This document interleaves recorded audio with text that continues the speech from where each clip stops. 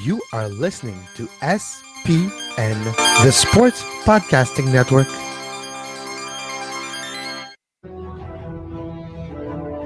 من هناك لشوارشتايجر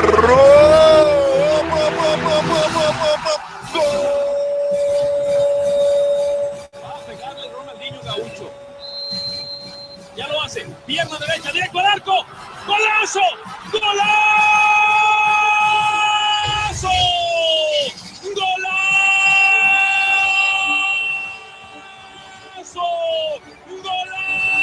This is Soccer Today, live on SPN Radio, your new live show about the beautiful game in all its glory, with Duane, Rollins and Kevin Laramee. MLS, EPL, La Liga, Champions League, all is fair game. Powered by the Sports Podcasting Network. Visit us at sportspodcastingnetwork.com. And welcome to O Canada Day here on the Soccer Today Preview Week podcast. Kevin Laramee, and he's the guy laughing in the background there. How you doing, Kevin? I'm doing pretty good. I've been watching since early this morning. A very Canadian thing to watch on March 1st this year. The NHL trade deadline, which is fun because you just put it in the background, nothing's happening, so you can do actually other stuff and be productive. That's what I've been doing this morning. And Duane, when it's soccer, like we're actually 2 days away from the season, and that hit me hard last night. And I realized that, wow, my life's about to end in about 2 days.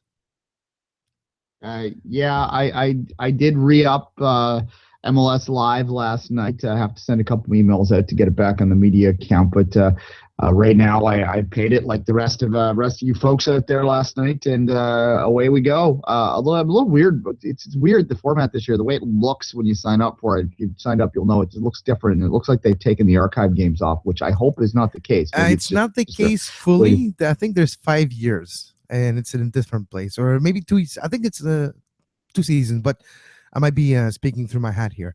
But there is the archives have been reduced, if I read things correctly. Yeah, which is ridiculous. I don't know why they did that in Game Center as well, and a lot of people complained about that. I guess it's probably just a bandwidth thing, but I probably really like the amount of work. Sorry, Duane, but because of the new rights and stuff, it's probably a lot of work to just. Maybe it's new servers as well, and sometimes you don't necessarily want to upload the entire history of the last 20 years or 10 years or so, which was the case before. If you move and you migrate to a new setting, a host or servers, it is a extensive process to redo everything if you want to re-upload everything. So there is probably those reasons in play. And I'm sure that they've looked at the actual viewership of the archive games and see that it's really just a minuscule amount of complete geeks like me that would watch them. But there's what? But I used 45 views, all from Toronto? That's weird. All coming from the same IP address. I wonder who it is. Yeah, I had in the lead up to the MLS Cup, I was getting a lot of slack for it too. I started watching like infamous games in TFC histories to get myself pumped up to watch the MLS Cup final here. So I'm like watching the game that Mo Johnson got fired in, like the game where Philadelphia scored 6 goals at home against in Toronto against TFC, like weird games from TFC's history. just to feel that pride, right? Just to feel that look where we were and look where we are. We've started from the bottom and now we're in the MLS Cup final kind of feeling. I can understand. But if you look at my DVR, Duane, I still have every single game from last year, and I've been fast forwarding some of them, stopping and watching, and just trying to get the feel and the sense and the difference between last year's Montreal Impact and this year. So I do understand that feeling in the archives on my DVR, at least from Montreal. Yeah, look, the only game that I have rewatched since from the 2016 season, and you won't like this one, is I have watched the Eastern Conference final games 2 at least 3 times now. Of course you did. Yeah, that was the game was awesome. The extra time sucked. That's how I put it. Yeah. There you go. Yes, I have distinct memories. I can still remember seeing that ball trickle behind as Bush is crawling on his arms, desperately trying to get to it. It was like 10 years of frustration, bounce, bounce, done, and just an explosion. But not quite the same for a Montreal fan, I will appreciate, but from a TFC fan, especially from the perspective I had, as the ball was literally bouncing towards us, was quite something, so, Kevin. But we're talking about we're going forward now. We're moving forward. Yeah, we're moving forward. So stop bracket. But speaking of TFC and Montreal, there is a new player. Well, new in the sense of contract, not new because he's been with the club for a few weeks now.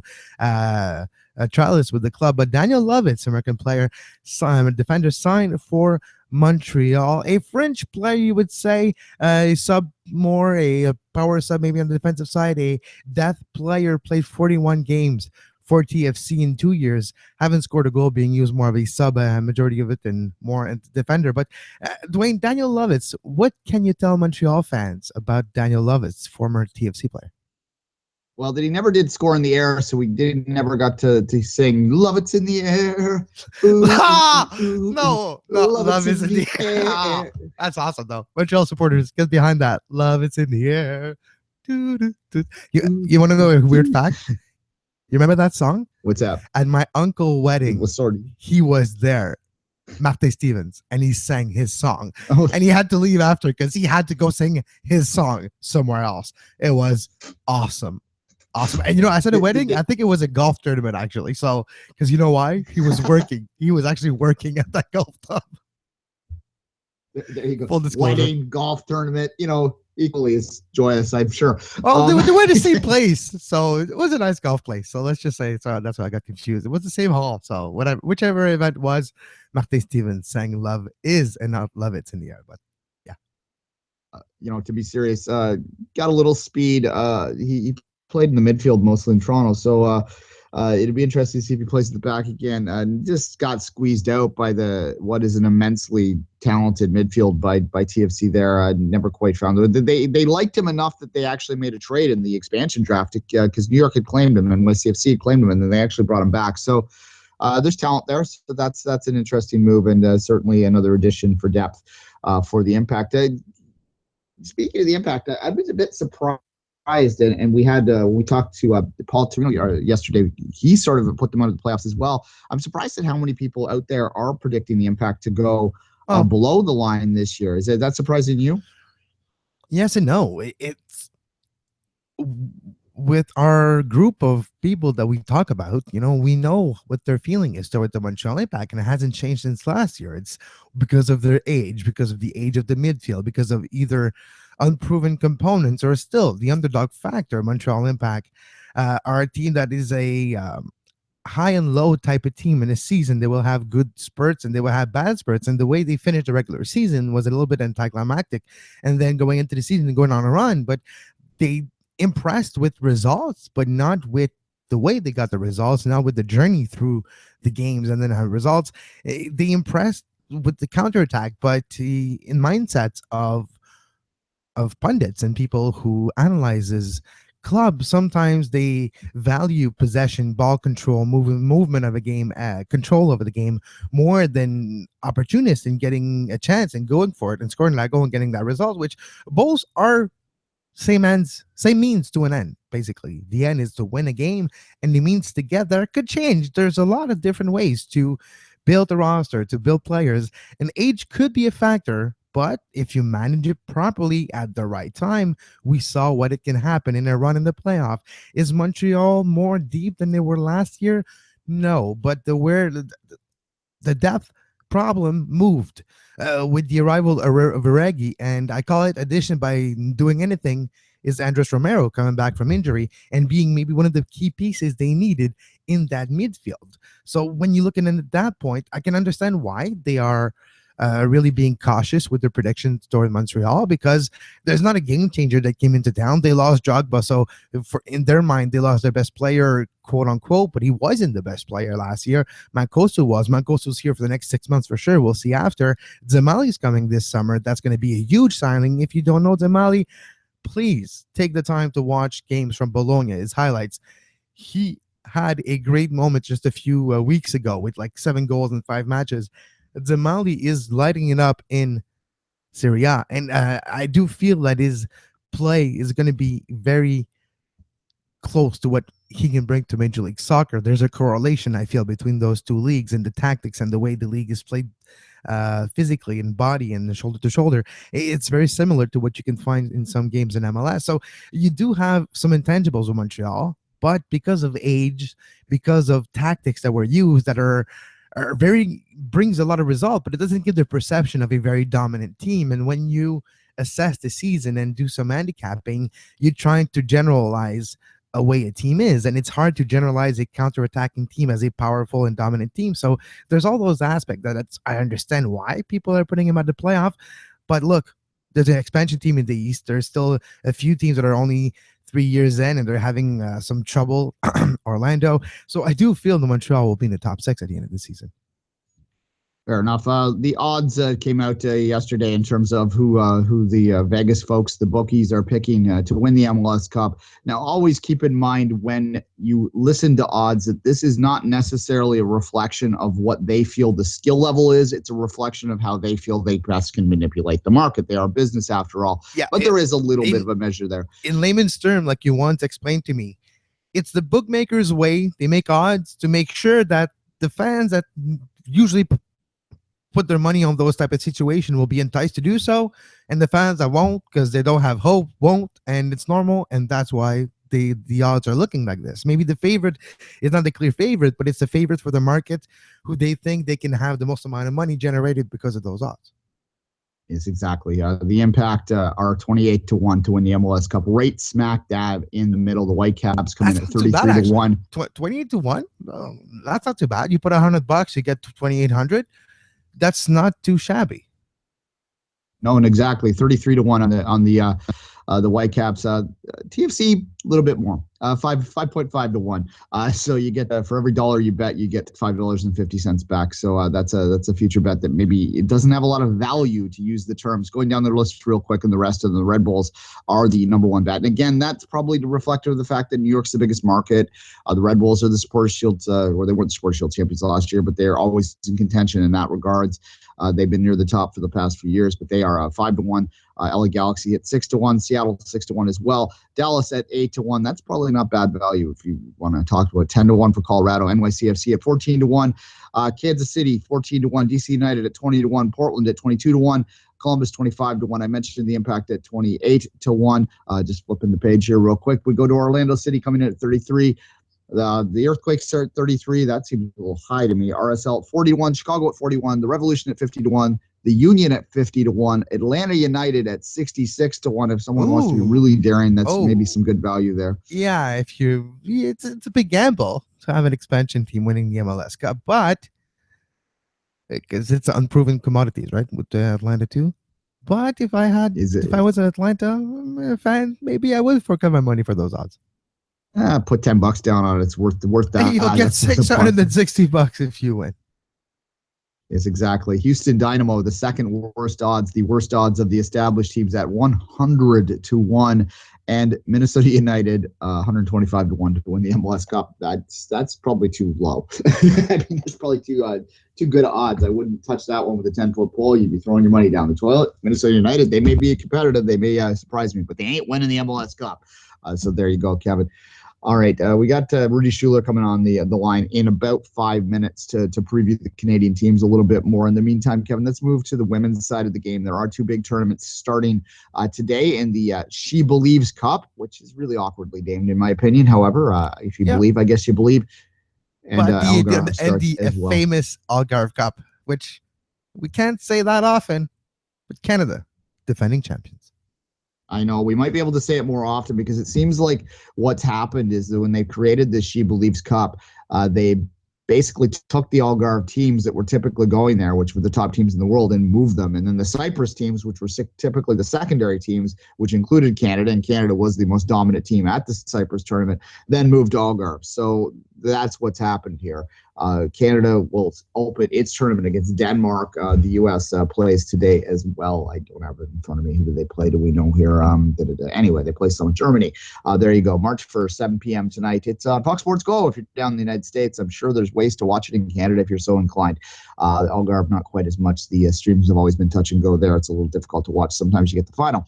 However, look, the more disappointing news from the world of women's soccer is we learned last night, Laura Armstrong reported it, that Diana Matheson, Canadian international, two-time bronze medalist, long-time international player, a star in the NWSL for Washington, had just been traded to Seattle to the Reign this year, where she was excited to sort of get a new fresh start out in the West Coast.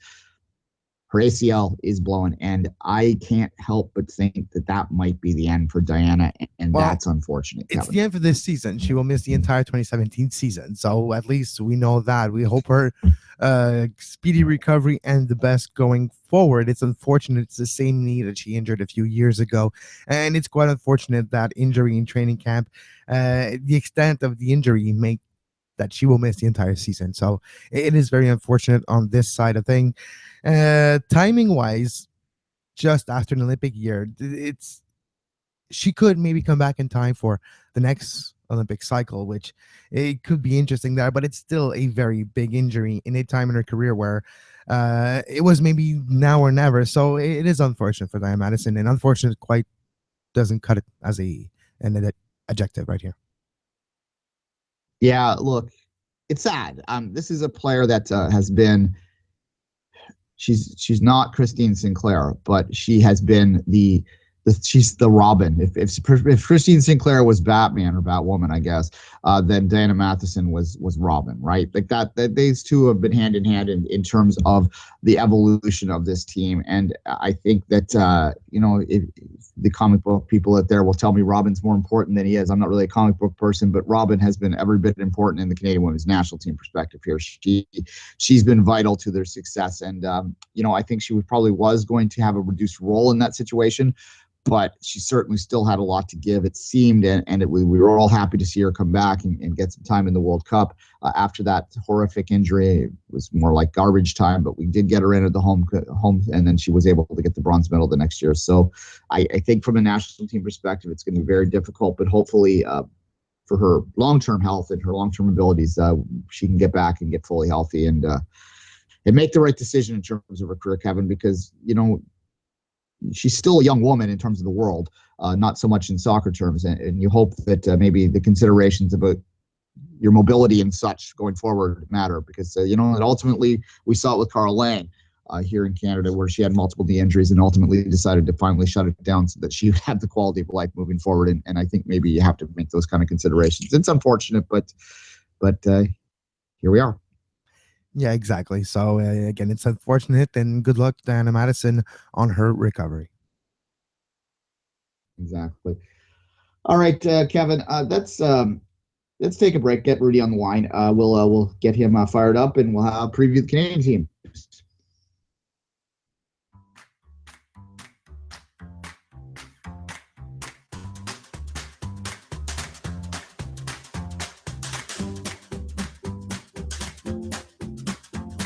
You are listening to Soccer Today, live on SPN Radio.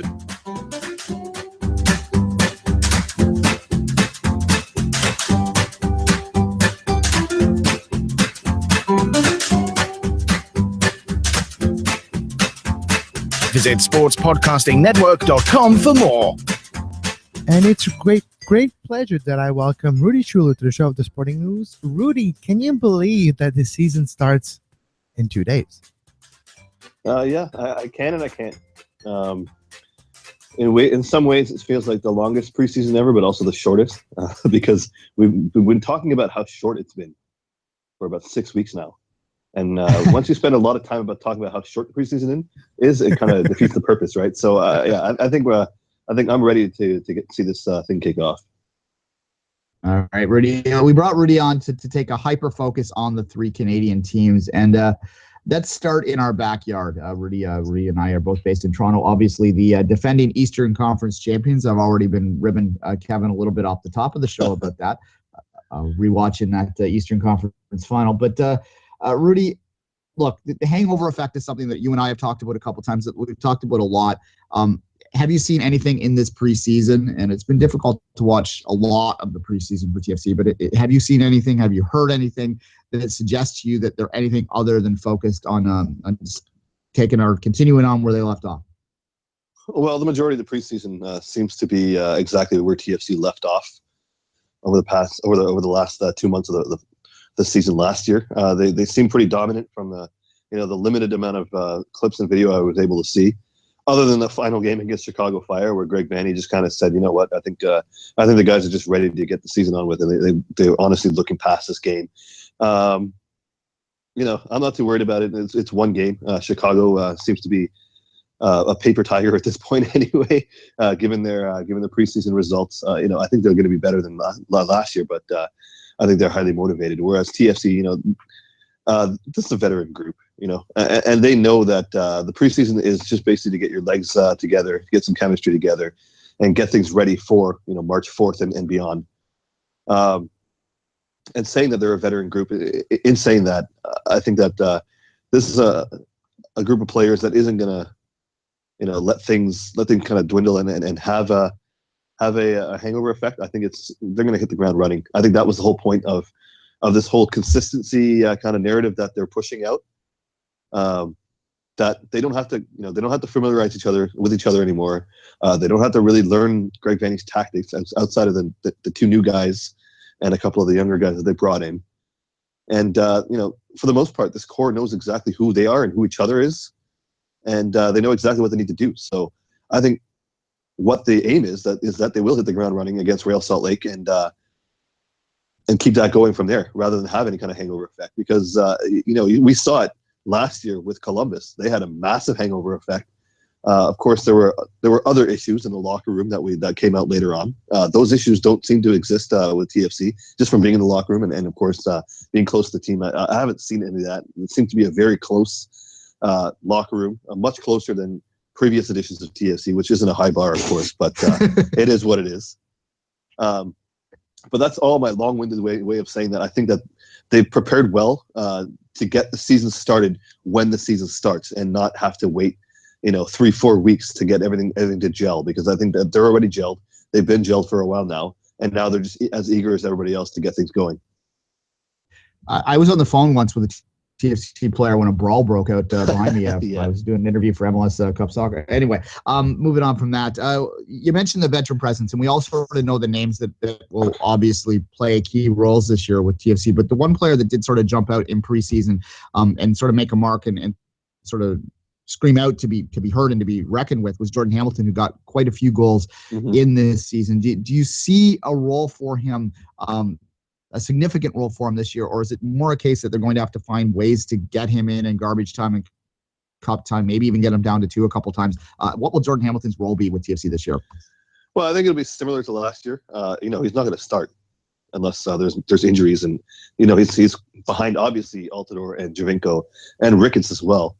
So I put him firmly in the fourth in the depth chart. Of course, he's more of a like-for-like replacement for Altidore. Ricketts comes in and does his own thing when it comes to speed. It's a different look on his behalf. So I think we're going to see a little bit more than last year, but it's going to be a similar role. Although I do think that the TFC staff are going to play a little more cautiously with Giovinco and Altidore. They're not going to have them run 90s every single week. So I think that'll be to the benefit of Jordan Hamilton. He might come in at the 70th minute of games or the 60th minute of games, and maybe even a spot start here or there. Just given the fact that Giovinco had his injury problems last year, and Altidore is always an injury risk based on his history. It's a long season, and they know that they have to keep their guys healthy, because the important part of the season is the end of the season. Of course, you want to pick up points whenever. But we all know the way MLS is set up, it is a playoff league, and you want to get hot at the end of the season. You want to have your stars ready to go then. So, given that everyone's a year older now and has a year or more of injuries under their belts, I think that will give Hamilton a little bit more of a significant role than he had last year, but nothing too much more than what he was. I think that he's kind of settling into that role right now. Unfortunately for him, that's just what it is. He's behind two of the best attackers in MLS, and then arguably one of the best substitutes as well in Tosaint Ricketts. So it's something he has to deal with, and it's something that I think will help him mature his game, because he came in with a lot of hype as a youngster, and sometimes getting the reality beaten into you is a good way to learn how to fit in. So he came in last year and he looked mature and he looked ready to go, and he contributed when he did come in. So I think we're going to see an expansion of that role, but not too much. I think he's gonna come in and just basically be the guy behind the other guys. A year ago, Rudy, we were talking about Greg Vanney. Will he be the coach at the end of the season? There were some questions and worry about, is he the man for the job tactically? Now, if I bring you into the future 1 year from now, what will be the story of the 2017 season? What we'll be talking about a year from today? We'll be talking about how Greg Vanney won Coach of the Year. There's a hot take for you right there. But is it really that hot of a take? I feel like TFC is set up well to make a run at the Supporters Shield, and generally the Supporters Shield winner produces a Coach of the Year, or at least a Coach of the Year candidate, a top three. So if that's the case, if TFC gets even close to the Supporters Shield, I think he has to be in the conversation. We've seen him grow as a coach immensely over the 2.5 years he's been at the head of TFC. Rightly, everyone had a lot of questions about him when he first started, and even last year, a lot of people had questions about him. I had questions about him. I said that if he didn't get off to a good start, and if he didn't come back from that 8-game road trip to start the year with at least 8 points, I think his seat would have got hot. But this year, he's got a long leash. He bought himself a lot of goodwill by getting into MLS Cup final, and showing that he is tactically flexible. They started the year last year with a 4-2-3-1, and they eventually made their way into a 3-5-2, and they even played a 4-4-2 diamond for parts of the year. It looks like they're going to be they're kind of married to the 3-5-2 this year, but as married as Greg Vanney is, which I don't think is that much at all. I think he is growing tactically and his ability to change tactics on the fly and cater to his opponent as well. So while we'll see the 3-5-2, I think we'll see a bunch of other formations as the situation calls for it. And just the ability to do that. And it's not just him, it's his whole coaching staff. But, of course, he's the man in charge, so he's the one who gets all the credit or all the blame. But he's the man who would get the credit for that. So I think that, if things go the way I think things are going to go for TFC, then he's the odds-on favorite for Coach of the Year. So that's what we'll be talking about in a year's time. Now, let's check a 5,000-kilometer trip to Vancouver. 2 weeks ago, it would have been a very different conversation. But over the last 2 weeks, Freddie Montero and Brek Shea have made their way to Vancouver. What is your thoughts on those two roster moves? And what is your thought on Vancouver heading into 2017? Well, the Montero move was kind of obvious. They needed a goal scorer. They've been looking for a goal scorer ever since the Camilo Gate, or whatever you want to call it, back 3 years ago now, when he forced his way out of the team and to go to Liga MX. He's not exactly what they need, because I feel like Carl Robinson, where we just talked about tactical flexibility, I feel like Carl Robinson isn't quite there yet. He loves his 4-2-3-1. I know they've been playing a little bit with a 3-5-2 as well, and they've been talking about it a little bit more publicly. But for right now, it looks like he's going to play a solo striker role. I don't know if Freddie Montero is the guy to do that. He's better than Eric Hurtado in that role, obviously. And he's an underrated creator as well. He gets a lot of assists, so he's obviously an upgrade in that forward role. We'll see how quickly he can get match fit, but I do see him starting very, very quickly. Regardless, he's an obvious upgrade. As for Brek Shea, that's a little bit more of a puzzling one, because he's a left-sided guy, where it's an area where Vancouver is actually quite deep in. They've got Kakuna Mane, who likes to drift to that left side. They got Jordan Harvey, plays left back, which I don't think Brek Shea was brought in to be a left back. Either way, I just mentioned they play mostly a one-striker system, so it's not like they're going to play a 4-3-3 where he can play up top. And even if they did, that would be Kakuna Mane's spot. I know Mane's been playing around in the central midfield role a little bit more, but I just don't think that plays to his strengths. I think they'll abandon that experiment quite quickly, because Mane is a guy who likes to get out in the open field, and when you play as an attacking midfielder in central midfield, you don't get those looks. You don't get that open field looks that you would by playing on the wings. So I think that this is my long-winded way of saying that I don't know where Brek Shea is going to play on this team. Maybe Carl Robinson has a surprise up his sleeve. I just don't see it right now in the current formation. I think it's more of a salary dump and it's kind of funny to say because Brek Shea, I believe, is very overpaid for what he does in MLS, but so was Giles Barnes. So at least they get a guy who is making a little bit less money, and that can open up a DP spot because I believe that's what Giles Barnes was taking. So that gives them a little more roster flexibility. But on the field, I don't know what it does because, again, like I said, I think they were addressing a need that they didn't have. But I think that's kind of symptomatic of the Whitecaps as a whole. I think their roster is very unbalanced right now. They're going to need to get the most out of everyone if they want to compete this year, especially given the glut of injuries they have at the beginning of the season. Of course, Yuri Reina, the other big name that they picked up of the offseason, got himself injured and is going to be out for quite a while until the summertime, they said. David Edgar's out until the summertime. Nicholas Mosqueda, Christian Bolaños, these are all guys who are starters that are going to be out for quite a while. So they're going to be relying heavily on their depth. And one of the problems last year is they didn't have that much depth. When the depth guys didn't come in and do as well as they should have. So I think it's going to be a very, very big struggle for them. I'm hoping for them to surprise me, and I'm hoping for some of these younger guys to step up.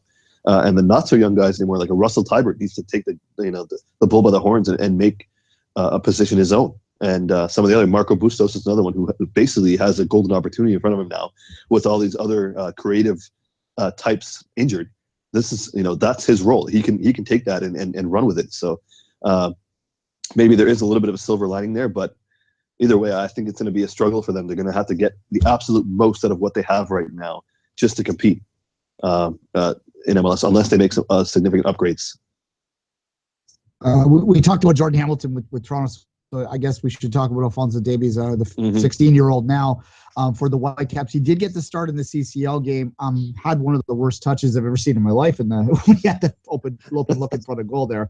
However, they've been taking Davies careful so far, but I worry from his development perspective that if Vancouver has a weak season, and maybe I'm being cynical about this, that they might start throwing him out there in almost a marketing ploy. Maybe I'm being too cynical there, but how do you see Davis' season going? Well, I do see them throwing him out there, but I don't know if it's going to be a marketing play. I think it's just necessity. I think because, like I just mentioned, so many guys are injured. The lack of depth is telling, especially on that right side, the wide right side that he likes to play. And honestly, I think in what we've seen from him, the limelight doesn't really affect him as much as maybe some other guys in his position have in the past. They have done a good job of protecting him, but I think they might feel like he's ready. And even if he isn't, I think they might have their hand forced. I actually boldly predict that he will be the breakout player of the year, just based on the fact that he's going to get so many minutes on a bad, what's projected to be a bad team. Maybe not a bad team, but at least a mediocre team.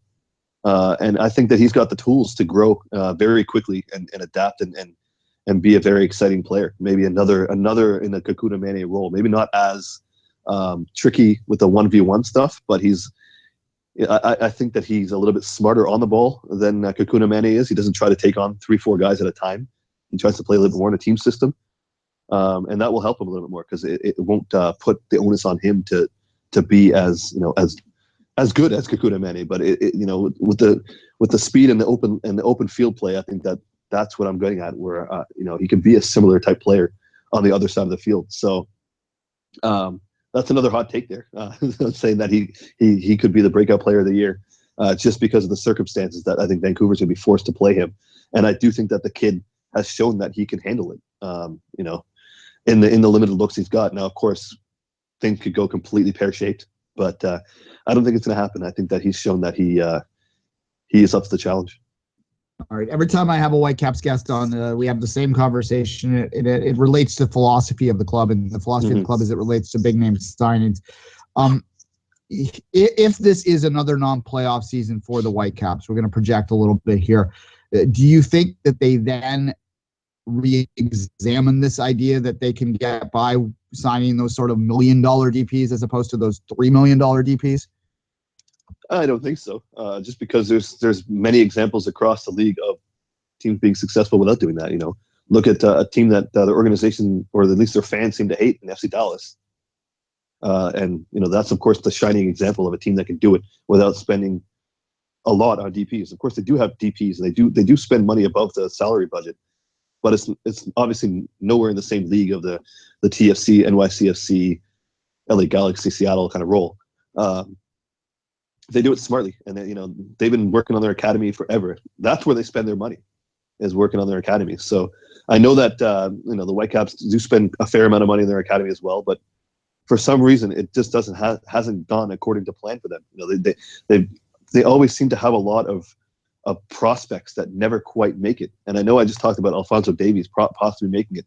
If that happens, then I think they'll double down on it. If Alphonso Davies comes good, then I think that'll be enough for them to say, like, look, I think we're on the right path here.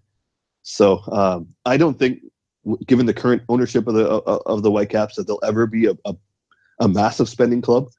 They have gotten DPs in the past. They've gotten the wrong DPs. They've gotten a couple of good ones, but for the most part, they've shot and missed.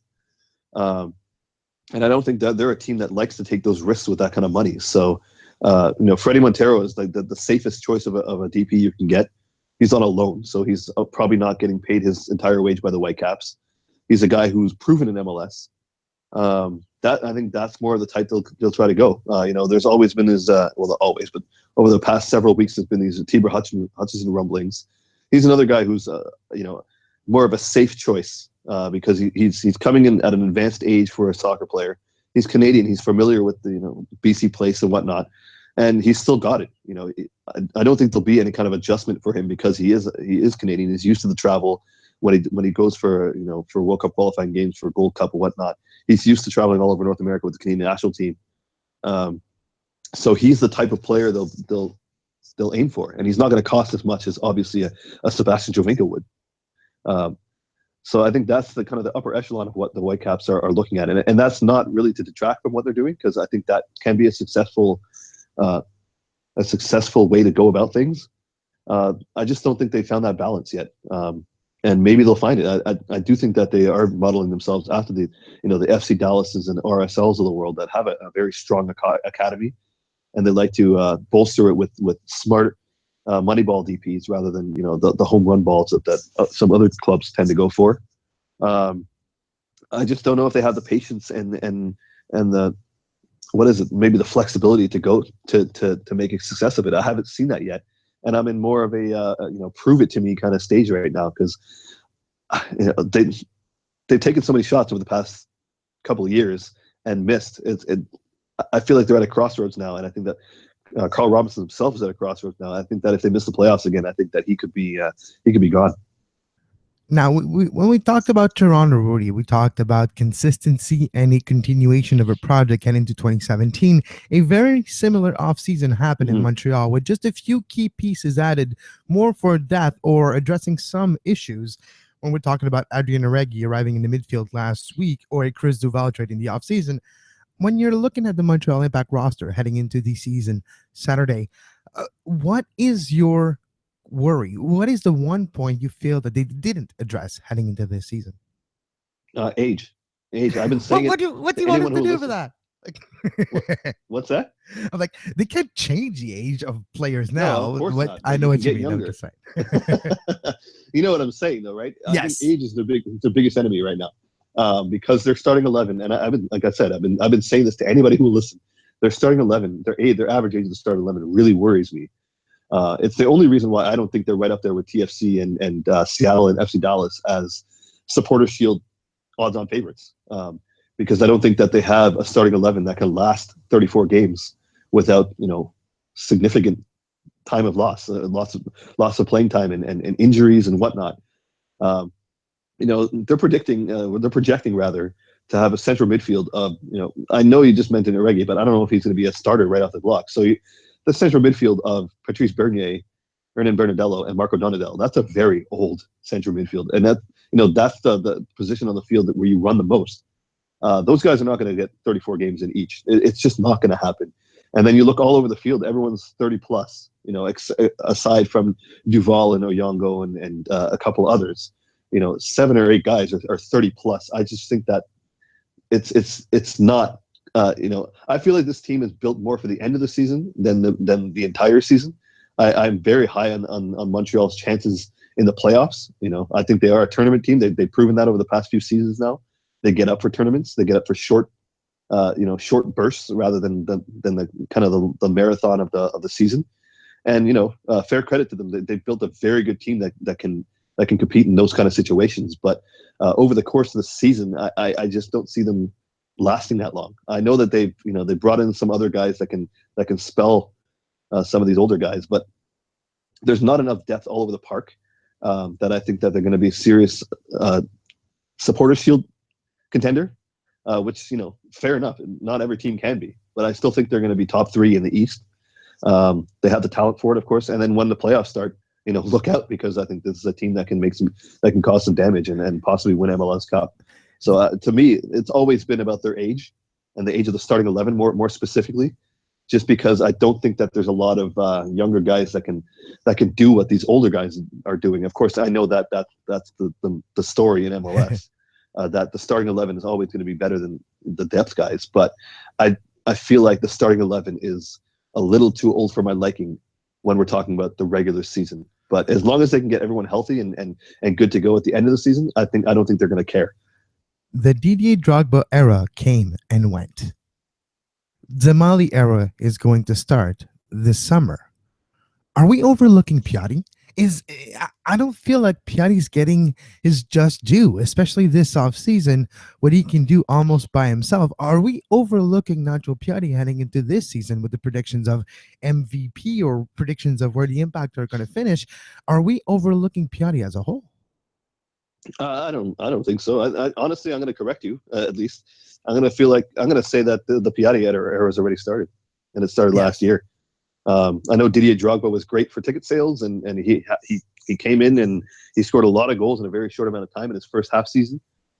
But last year wasn't the same for him. And last year he was eclipsed by Piatti as the best player on the team and the best offensive talent on the team, and the guy who everyone kind of rallies around. We saw the stark difference of what the Impact looked like when Drogba was on the field and when he wasn't.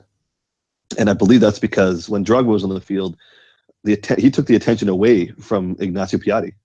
Piatti couldn't do what he did when Drogba was off the field. Piatti took games over when he was the man, when he was the main offensive weapon that everything went through for Montreal. And Mauro Biello, he learned from that very quickly, and he started benching Drogba, and that led to a whole bunch of drama and whatnot. But I honestly think that Montreal is better off without Drogba right now. He came in and he did his bit for the club, as I mentioned. He got that buzz back, as Saputo said. But on the field, the real leader of that team is Ignacio Piatti. He leads by example. He's the guy that you want to give the ball to when things need to be done. And it's going to be the same this year. And I know Zamali's coming in, but I just don't think that he's going to have the same kind of impact. No pun intended, of course. You can't say the word impact when you're talking about Montreal without saying that. But Zamali's going to come in, and he's going to be another guy who has to kind of get up to speed in the middle of the season. And we've seen a lot of foreigners not be able to do that. Of course, Drogba was one of them that didn't need to. But he's not Drogba. So I don't think anyone's overlooking Piatti, because I feel that his 2016 and even his 2015 showed that he is, a top 5 attacking talent in this league, and probably should have been in the top 3 in the MVP voting, along with Sebastian Giovinco and David Villa. I think the two NYRB, the two Red Bull guys, were a little overrated in my opinion, because they had each other, whereas the 3 guys I mentioned, Villa, Piatti, and Giovinco, they were without a doubt the spearhead of their attack, of their team's attack rather. So I think it's going to be another year of that. This is now firmly Piatti's team. There's no doubt about that. So the Impact will go as Piatti goes this year. Rudy, we talked about Jordan Hamilton, talked about Alphonso Davies. I'm not entirely sure who to bring up as a young player that might have a breakthrough season for the Impact. So why don't you tell me, is there anyone on that roster that's a little under the radar that we might be talking about in 6 months' time? Well, I know a lot of people will tell you Bayou Tabla. He's the obvious one. He's a good talent. I think he might be a little green still. I don't think he's going to get too many minutes. I think the guy that everyone should be looking at is Anthony Jackson-Hamel, just because of the forward depth in Montreal. Basically he's the guy if Mancosu goes down or has to take some time off or whatever. He's the guy who's going to replace him. He's the next logical guy. So he's shown that he can score some goals in MLS already. It's very similar to Jordan Hamilton, although he didn't play as much. But he's shown that he can step in and not look out of place. I think he's had a pretty good preseason so far. And even with Canada, he showed that he can, at that level, he showed that he can step in and do a job. So he's my guy on Montreal that I'll be looking at to kind of break out from this younger group. And if he does, it'll be good for Canada as well, because it's a very similar situation with Canada, where you got Kyle Larin, who's the man, but then you've got everyone else competing to be the second guy. So if he can be that guy for Montreal, I think that he can also be that guy for Canada in the future. So I'm kind of hoping for him to do that this year. The first rule of the Canadian men's national team this offseason, Rudy, is we don't have to talk about them until the Gold Cup. And exactly. That's going to be that. All right. We'll wrap with this one, Rudy, and then I'll give you a chance to promote anything you want. Sporting news over there. But yesterday I asked Paul Torino for his MLS Cup final, MLS Cup winner, and MVP. So I'm going to have to ask you the same. MLS Cup final, it's FC Dallas versus Montreal Impact. MLS Cup winner. Oh, my. Sorry, Montreal, but it's going to be FC Dallas. Ah! You're wishing us TFC 2016. That's what you're doing. At least I said Montreal is going to make the MLS Cup final, right? Where's the MLS Cup final going to be held? That's the other question. It'll be at Dallas. Oh, okay, if Dallas is in it, then it'll be there. You really want to rack up my air miles, do you? Oh, that's fine. Hey, I hear Dallas is good nice in December. It's better than being in Montreal and Toronto in December, right? Full disclosure, I was 30 minutes away from going to Seattle. Exactly. And for MVP, Sebastian Giovinco. He did not take too kindly to not even being in the top 3 last year. I feel like he taken it personally, and he's going to make it his mission this year to get back on top of that list. So, yeah, I think it'll be Giovinco again. All right, one quick follow-up on that. Do the Impact get the revenge on TFC on their route to the MLS Cup final, or did TFC slip up before that? That's a tough one. I guess I would have to say yes, because I predicted that TFC would win the Supporter Shield, so I guess they would have to kind of. I know obviously they could be eliminated before they would meet Montreal, but yeah, I'd love to see that Eastern Conference final again, and I think that it's a very good bet, because I don't think the New York Red Bulls are a very good playoff team. As Ignacio Piatti said last year, they're soft or weak in the playoffs, which is kind of harsh, but it's kind of true. And NYCFC is. I still don't see them defending well enough in the playoffs to stop either Montreal or Toronto. So yeah, let's say it again. I feel like this is going to be another repeat of the Eastern Conference final, although Montreal gets the upper hand this year. All right, and who wins the Atlantic Division final between the Leafs and the Habs? No, we'll leave it at that. Yeah, another podcast. Rudy, anything going on in sporting news before we say goodbye?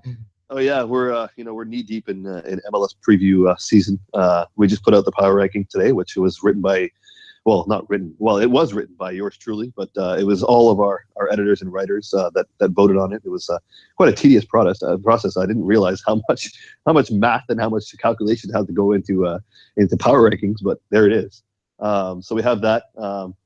We have a bunch of stuff coming up. We have a very interesting survey of the front offices coming up on Friday that I think people would be interested in seeing. It's something that is very unique. Within all the boilerplate preseason stuff that everyone's putting out, and yeah, we got our standards team by team stuff. So check all that out. If you're in Canada, it's at Sporting News. If you're everywhere else, it's at goal.com. All right, Rudi Schuller, thanks again. Kevin and I are going to take a quick break. We'll come back and wrap the show.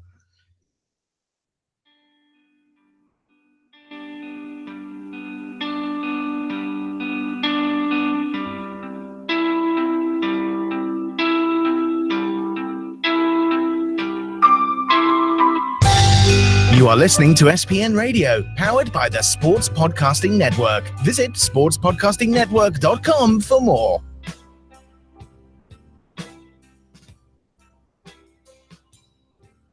Well, that's one Torontonian that just pricked the impact to make the MLS Cup final there, Kevin. We'll have to see what the other one does on Friday, but nonetheless. You heard it from Rudy's mouth. Montreal back in the MLS Cup, but maybe get ready for a heartbreak. A lot of soccer to be played up until from now to then. But Duane, 2 days away till the first game of the season. Montreal's playing Saturday, Toronto as well, Vancouver Sunday. For the Canadian MLS team, how important do you think the 2017 season is as a whole? I think, I'll speak locally first. I think here in Toronto and from a TFC perspective that it really is important that TFC get off to a good start and continue what they did last year. They had the city on the precipice of making it more of an equal to the other big three, I should say, with the Blue Jays included. When I said big two, I was talking about MLS East properties. They clearly have established themselves as the number 4 team. They're not going to catch number 3, but they can be perceived as something major league. I think if they can back that season up with another good one, if they slump, if they have a hangover season, I think that a lot of the people that came to them in the playoffs last year will simply go, oh, it was a fluke, it was whatever, and they didn't, they lost the game or without allowing a shot. Ha ha ha! Isn't soccer boring? So I think on that level, it is important. On a more, overall level, I think that. Look, the game's not going anywhere, but there's a few young Canadians, I think, in Major League Soccer that really need to establish themselves. We talked about them a lot in that last segment. You continue on and add guys like Kyle Larin, and whether he makes a move at the end of this year, whether he can finally establish himself as not just one of the great young prospects, but one of the great players in Major League Soccer this season. I think he might already be there, but be perceived as that. There was an article today saying that he might be the best forward in North America right now, best American or Canadian forward out there, and that's something there. So I think there's a big season to be had there. The young kids, we want to see some of them break through, and this hopefully, knock on wood, is the last season before we have competition in the Canadian Premier League as well to talk about, and I look forward to that. But I think there's some young players that need to step up and just even earn a contract there. Kevin, go ahead. I was just going to mention my point of view for the 2017 season, especially if, with the playoff run of both Montreal and Toronto last year, with Toronto with the MLS Cup, the coverage and ratings and views and clicks that it got on a national level for all the different sport broadcasters and different media outlets out there in Canada especially, but in the States too, but we'll talk about Canada here. They finally convinced, in my opinion, the higher ups, the ones in suits and offices that make the decisions. I think they kind of were convinced by soccer in Canada with last year's playoff run. So this year with the CTV TSN, the partnership, the new TVA Sport partnership, the new hyping up of the league that TSN has been doing over the last few weeks, we actually are seeing it in action now. A lot of coverage during big hockey games they do have. They plug the soccer. They plug the soccer during their Premier League games. They're plugging MLS the way it should have been done all along. And I think broadcasters, and we can call it the public, like the people's consciousness, like the community, the country's social consciousness is open for soccer in 2017. So there's opportunities for a team like Montreal, Toronto, Vancouver to get results, go on a big run, to make splashes, big wins, to go with that opportunity of having the airtime, the proper coverage of those teams, to create a buzz, to create something. I think there's a lot of opportunities in 2017 to do what we talk about often, which is the famous grow the game in our country. But I think in a different level. I think minds are opened to possibilities of watching soccer, and it's not just boring, and it's not just one goal a game, and mentalities are starting to change in places where they were not changing. And I think 2017 has a lot of opportunities to cement that. The other side of this is, if they all flop and finish 11th, 10th, and 9th respectively, and depending on which conferences, then that opportunity could be missed really, really quickly. Yeah. Quickly on the Vancouver side of things, the opportunity they have out there really relates not only to the national scene and the growth that we've seen overall and the more exposure that comes from that, but also from kind of a blip in their local scene out there too. If you don't follow the NHL, you might not realize the Canucks are very much not that same Vancouver Canucks team that went to the NHL Stanley Cup final just a few years ago. They are really in a process now where they need to unload. They need to start a rebuilding process. I don't know whether their management's going to do it, but they're either going to flounder around sort of in that like sub playoff, but not the worst kind of zone for a while, or they're going to bottom out. Either way, that means that there will be a window there for the Whitecaps to step up and grab more attention as the dominant team in that market takes a step back for a few years. So an opportunity there as well, Kevin. But that's going to be it for today. We plan to have a short show, and of course, we're not capable of that. So we're going to wrap now, and I'll let Kevin, as always, say goodbye. Exactly. So good luck if you're starting Lent, and if you're not, enjoy it as well. It's always a special time of year because it's St. Patrick's Day in a few weeks, and that's always interesting too. But 2 days from now, we'll be talking about actual games happening on that day, and that is, wow, like Rudi mentioned, the shortest off season ever. But because we're talking about the off season all the time, wasn't that short. But it is still fascinating. And until tomorrow, 10 a.m., for another preview edition of the MLS 2017 soccer season, for Duane Rollins, I'm Kevin Laramee. You can follow Duane on Twitter at 24th Minute and myself at Kev Laramee. And until tomorrow, have a great soccer. You were listening to SPN, the Sports Podcasting Network. Visit us, sportspodcastingnetwork.com.